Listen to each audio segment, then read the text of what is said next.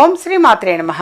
ఇప్పుడు తెలియజేసే అంశం, పెద్ద మొత్తంలో అనవసరంగా డబ్బులు ఖర్చు అవుతున్నాయా అని. అంటే అనవసరంగా అనంటే ఏదో కొద్దిగల్లో పోయేది ఎక్కువగా ఖర్చు అవ్వటం అని అంటారు.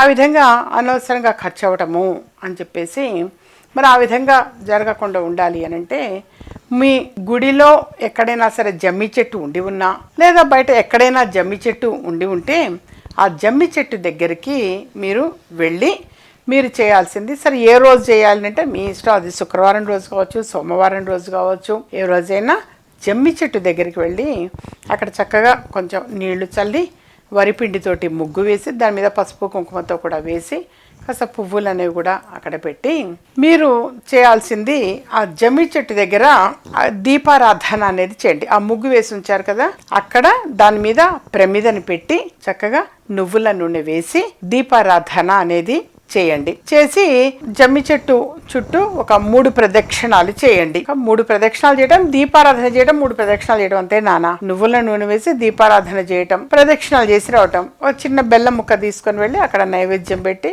అక్కడే వదిలేసేయండి, ఉంచండి. మీరు ఒక 3 సార్లు ప్రదక్షిణాలు చేసి వచ్చేటప్పుడు జమ్మి ఆకు అనేది తీసుకొని వచ్చి మీరు డబ్బులు నిల్వ చేసే చోట జమ్మి ఆకుని ఉంచండి. ఆ విధంగా గనక ఎప్పుడైనా అడపా ఈ విధంగా చేస్తున్నారు అని అంటే అనవసరంగా పెద్ద మొత్తంలో ఖర్చు అవ్వకుండా ఉంటుంది. అవసరార్థం ఖర్చు పెట్టడం వేరు. ఏదైనా శుభకార్యం జరుగుతున్నది అని అంటే దానికి పెట్టడం అనేది ఓకే, సాటిస్ఫాక్షన్గా. కానీ అనవసరంగా ఖర్చు అనేటువంటిది తగ్గుతాయి. ఇంకా ఏమైనా సరే సమస్యలు ఉన్నాయి అని అనుకుంటే వ్యక్తిగతంగా అపాయింట్మెంట్ తీసుకొని కలవచ్చు నాన్న. ఆ విధంగా చేశారు అని అంటే ప్రతి సమస్యకి పరిష్కారం అనేది ఉంటుంది. పరిష్కారం లేని సమస్య అనేది ఎప్పుడూ కూడా ఉండదు.